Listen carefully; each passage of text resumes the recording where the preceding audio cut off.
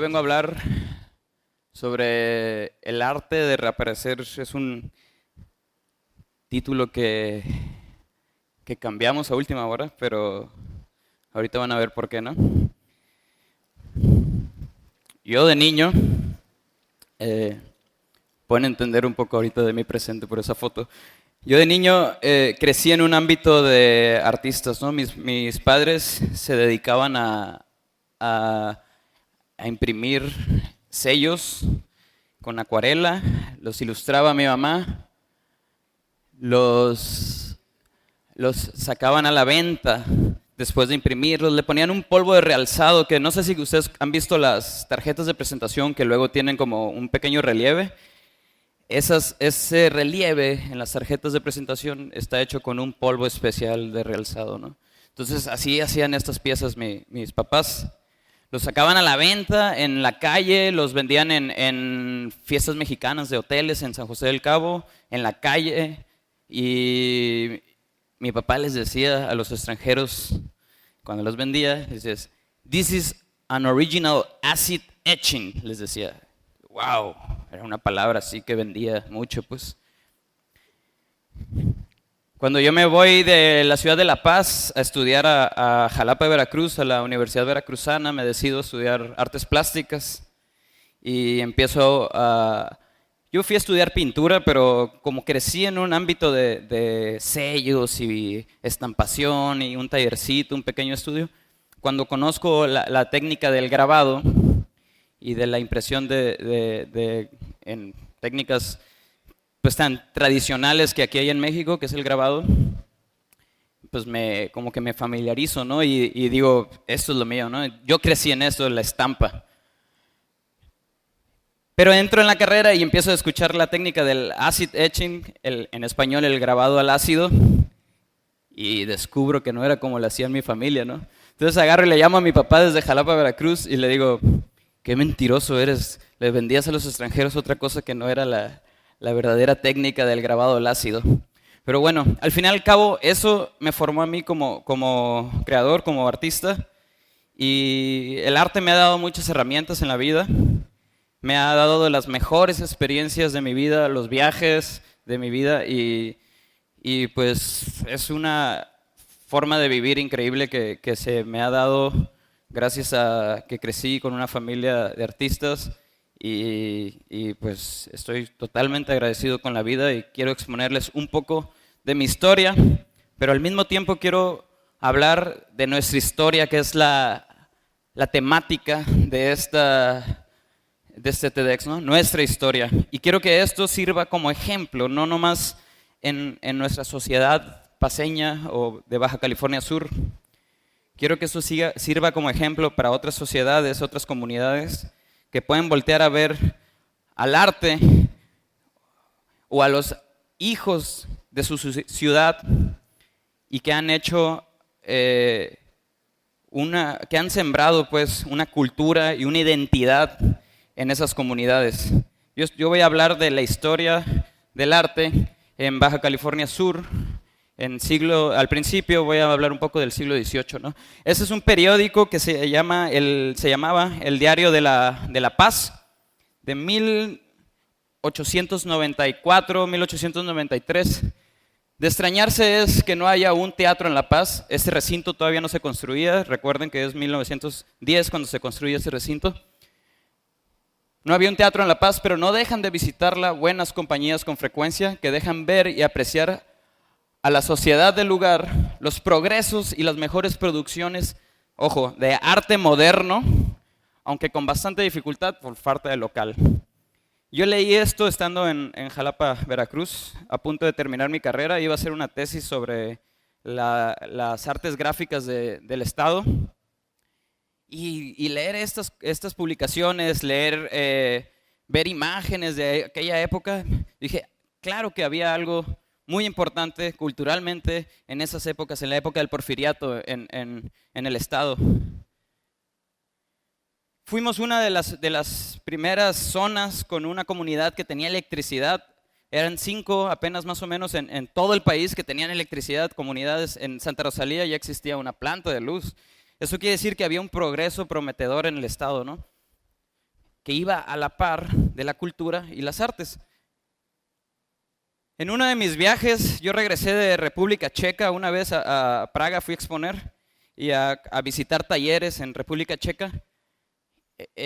Conocí talleres de gran calidad, ¿no? De la litografía tradicional que se hace en piedra. Si no conocen la técnica, igual se los dejo de tarea. Conocí estos talleres y regresé, wow, no, los talleres de Europa, que no sé qué, muy alzado yo. Pero yo regresando tenía que regresar a la ciudad de Aguascalientes a la inauguración del Taller Nacional de Gráfica, que era invitado por la parte del noroeste a dar una demostración de una técnica. Entonces yo venía regresando República Checa, París, México, y a las 4 tenía que estar en el aeropuerto para volar a Aguascalientes con un jet lag horrible y di el demo así como que todo chueco, pero ahí estaba, ¿no? A las 4 de la tarde estaba en el aeropuerto, me topo a un maestro que se llama Gabriel Macotela, lo conozco, iba viajando con él, llego al taller y me sorprendo del taller, ¿no? Era un galerón gigantesco donde construían los ferrocarriles en México. Todo el taller era con la mejor calidad de equipo para la producción artística. Había un museo de sitio, estaba una escuela de artes, todo lo iban a inaugurar. Bueno, el taller de gráfica se iba a inaugurar al día siguiente de mi demostración. Guadalupe Posada, todos los conocen por la Catrina. Ahora ya viene Día de Muertos y esta imagen de la Catrina la conocemos desde, pues no sé, desde que tenemos memoria, ¿no? La Catrina ha dado la vuelta en el mundo y es un grabado, exactamente, es un grabado en la técnica de sincografía. Guadalupe Posada nació en la ciudad de Aguascalientes. Aguascalientes tiene afuera del Taller de Gráfica Nacional una escultura gigantesca de Posada, así grandota, como la paloma que tenemos acá en el malecón, pero más alta todavía. Y para mí era como que, wow, la tierra de Posada, pues toda la vida estuve viendo libros y obra de él, pues. Me invitaron al museo de Posada en Aguascalientes en una visita guiada a solas en la noche. Vi sus placas, su prensa, todo lo que se rescató de Guadalupe Posada, ¿no? Y para mí eso me prendió el foco de algo muy interesante. Mientras Guadalupe Posada en la Ciudad de México, porque me faltó decir que Posada, la mayoría de su obra la hace en la Ciudad de México. Fue descubierto en la Ciudad de México. De Aguascalientes viaja a México y lo descubre Diego Rivera, es el que más levanta el nombre de Guadalupe Posada. Entonces, se formó en la Ciudad de México totalmente. Entonces, en 1893, mientras Posada estaba haciendo eso en la Ciudad de México, ¿qué estaba pasando aquí, pues, en Baja California Sur? Ojo, en torno a mi rubro, ¿no? El arte, yo no me meto a otros rubros, pero el mío sí me interesaba. Entonces, ¿qué estaba pasando? Pues, ¿conocen esa imagen? ¿La han visto? Si pasamos ahorita por la calle Independencia, al lado de la catedral, van a reconocer ese edificio, ¿no? Es la logia de los masones. Es una de las logias más antiguas del país. Y es un grabado. Impresionantemente para mí, ver un grabado de esa época en La Paz, fue como que existe un grabador contemporáneo a Guadalupe Posada en mi tierra. Y eso me despertó un interés hermoso por la investigación de la gráfica en mi estado natal. Esos grabados son de un personaje llamado Adrián Valadez Castro. Adrián Valadez Castro no fue simplemente un grabador como Posada, él fue inclusive un trabajador del ayuntamiento, fue tesorero, fue secretario, fue recopilador de historias y de toda la historia de Baja California Sur. En la colonización la rescató él, fue un personajazo. Y fue un personaje que le dedicó mucho amor a estas tierras. ¿Por qué menciono eso? Pues porque Adrián Valadez tiene una cepa de familiares artistas. Aquí pueden ver la tradicional vestimenta de la cuera, ¿no? Del ranchero, que pocas veces la vemos ilustrada de esta manera. Son grabados de 1800, ¿no? Era un rollo traer, si ahorita es un rollo traer materiales para trabajar acá y mandarlos a traer el proveedor y que eso y le llamas por teléfono, el barco y todo eso. En ese tiempo era más canijo, el barco tardaba muchísimo y el material del grabado es complejo, la verdad. Entonces, Adrián Valadez tuvo un nieto llamado Edmundo Valadez, hijo de Adrián Odilón Valadez, que nació aquí en La Paz, se fue a Guaymas, tuvo a su hijo a Edmundo Valadez. El premio latinoamericano de cuento lleva el nombre de Edmundo Valadez. Bibliotecas, kinders, bueno, jardín de niños, pues. 1981 el premio de periodismo se lo llevó Edmundo Valadez. El creador de un género literario, la microficción, el cuento corto, Edmundo Valadez. ¿Por qué menciono esto? Pues Aguascalientes, a pesar de que Guadalupe Posada no se formó en la ciudad de Aguascalientes y se formó en la Ciudad de México, su taller lo tenía en la Ciudad de México. En la Ciudad de México, donde está el taller de Posada, hay solo 2 placas de los aniversarios de nacimiento y aniversario luctuoso de Posada. Pero hasta ahí, el local es una tienda de plásticos, no es más que eso. Lo conocemos por la Catrina y las calaveras son el 20% de su obra, tienen mucha obra. Pero Aguascalientes se ha aprovechado mucho del hijo de la ciudad, Guadalupe Posada. El museo, las esculturas. El Día de Muertos es un festival gigantesco que hacen allá, gente de todos lados. Y Aguascalientes no tiene las bellezas naturales que tenemos nosotros aquí, pero han sido muy inteligentes. Y es un ejemplo que estoy dando lo vuelvo a repetir, para otras comunidades, ¿no? De la cultura, del turismo cultural. El turismo cultural es un turismo que puede funcionar muy bien en este estado. Y unos decimos, pues es que cultura, pues identidad casi no hay, las pinturas rupestres y de repente hay un vacío en las artes plásticas hasta ahorita, otra generación. Pero no, tenemos un chorro de personajes y este es un ejemplo de ellos. Yo quise hacer esta plática en honor a estos artistas porque yo amo esta tierra y amo lo que hago también. Otro personaje que me inspiró toda mi carrera, mi licenciatura, fue el maestro Carlos Olachea. Carlos Olachea es nacido en Santa Rosalía, es parte de una generación muy importante de artistas salidos de aquí del estado que estudiaron en la Ciudad de México. Carlos Olachea llegó a ser catedrático de la Escuela Nacional de Artes Plásticas, fue becado por el gobierno francés, estudió en Francia, regresa a México. Hay un taller ahorita de producción gráfica que lleva el nombre de Carlos Olachea en la Ciudad de México. Y aquí conocemos la Galería Carlos Olachea, lleva el nombre de él, pero es muy poco lo que tenemos sobre su obra, pues sobre su historia. Y mi generación, la mayoría de mi generación no conoce la obra de Carlos Olachea. Y a mí me duele eso, porque a mí eso fue lo que me motivó. Si yo hubiera crecido antes de irme a Jalapa, si hubiera crecido viendo la obra de esos maestros y en una sala y hubiera conocido a estos personajes, yo me hubiera ido con otro discurso totalmente al interior del país. Pero no fue así.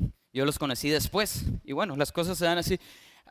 Aquí ya tenemos del Museo Carrillo Gil, obra de Carlos Olachea, que nos está representando allá en el Museo de Carrillo Gil. Y tristemente también tenemos subastas en línea que venden la obra de Carlos Olachea. Subastas que están vendiendo la cultura y la historia de las artes del Estado en línea, ¿no? Uno puede entrar, abrir cuenta y si tiene dinero compra la historia, pues. Eso es un poco sorprendente, fue un poco sorprendente toparme con esto, pero bueno. Aquí en estas ponencias se nos pide hacer una invitación, pues, para accionarnos y para darle continuidad a estos discursos, a estas pláticas. Guadalupe Posada muere en la Ciudad de México por cirrosis, era muy pobre, lo llevan al Panteón de Dolores, lo entierran en una tumba de tercera clase. A los años, el dueño del terreno del panteón lo sacan los cuerpos que estaban en esa parte de las tumbas baratas y lo lleva a una fosa común. Los restos de Guadalupe Posada están perdidos, no se saben dónde están y la historia de sus restos se perdieron. Pero se rescataron pues sus obras y su prensa, su imprenta, se hizo un museo que tiene un taller, se le dio este valor y ahorita lo conocemos todos por medio de la imagen de la Catrina. Carlos Olachea gana segundo lugar en la Bienal Rufino Tamayo en la ciudad de Oaxaca. Oaxaca igual a mezcal. Llega a su casa con el mezcal, se cae sobre una lámpara de cristal, se desangra, no cobra ni el cheque de la Bienal y ahí queda. Esta foto es tomada en su estudio y es mi última diapositiva. Es tomada por el maestro Aníbal Angulo. Y esas historias que les cuento, pues, yo les voy a ser sincero, le había puesto el arte de desaparecer, ¿no? a la ponencia, a la plática. Porque pues estos artistas fueron desapareciendo, pues su obra desapareció durante un tiempo, Posadas desapareció durante mucho tiempo, pues.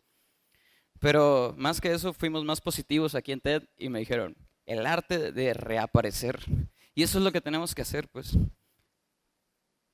Está en cada uno si nos dedicamos al arte, a la cultura o no nos dediquemos totalmente, si lo apreciamos o no lo apreciamos. Pero creo y siento pues que investigar en torno a una identidad cultural en el Estado, si podemos rescatar cada quien con un granito de arena la historia de la tierra donde vivimos, ensalzarla, apoyar proyectos independientes, apoyar proyectos grandes que se estén haciendo en el Estado en torno a la cultura, siempre es bien valioso, porque si podemos producir una gestión de turismo cultural en Baja California Sur, vamos a ser, como han dicho mis compañeros, la mejor ciudad del mundo. Tenemos todo. En otras ciudades las ballenas no vienen a visitarlas, en otras ciudades no tienen un tiburón ballena que está en la bahía, en otras ciudades no tienen esos paisajes que tenemos como la Sierra de la Laguna, la Sierra de la Giganta, la Sierra de Guadalupe, todos estos paisajes hermosos que somos privilegiadísimos, pues. Ahora súmale un turismo cultural y una historia cultural, una identidad, vamos a ser la mejor ciudad del mundo. Y espero que les haya gustado mi plática. Muchas gracias por asistir.